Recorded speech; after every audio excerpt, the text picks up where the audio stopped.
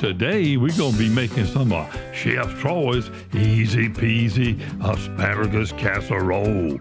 Start with a family-sized can of cream of mushroom soup. Pour it all into a 2-quart pot. Now we're going to open the first can of asparagus. Not all the way, just pouring the juice out, all the juice. Then we'll do the same thing with the second can, all the juice, right there in that cream of mushroom soup. Stir it all in and bring it to a boil. Now, while we're waiting, we're gonna get our favorite Pyrex dish and break up sliced bread into small pieces. Cover the entire bottom of the dish. Layer in that first can of asparagus and kind of distribute it out there and put some on the sides too.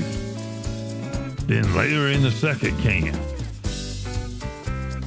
Do it the same way. Try to even it all out.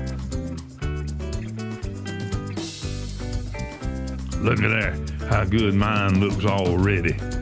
Now, we're gonna take that cream of mushroom soup, pour it over the top. Be careful, it's hot. Pour it slow so the bread will soak up all the juices and you can put just about the whole thing in there. Now, we're gonna take our Fiesta blend cheese and distribute it over the top. Don't be stingy. Now, ready for the oven. Preheat to 375. After 10 minutes, you can remove it from the oven. Look at there, how good it looks. You should let it stand for 10 minutes to soak up the juices, but my 16-year-old daughter just couldn't wait. Enjoy.